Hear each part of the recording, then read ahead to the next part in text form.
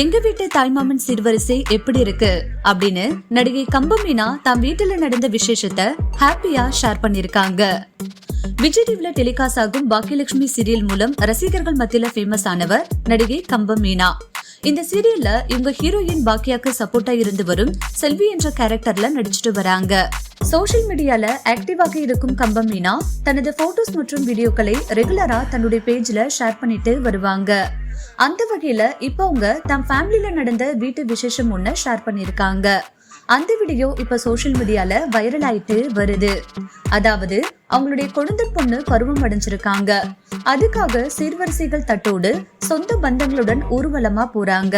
அதையடுத்து பொண்ணுக்கு மஞ்சள் தண்ணியில குளிப்பாட்டி சடங்குகள் செய்து அவங்கள உட்கார வச்சிருக்காங்க.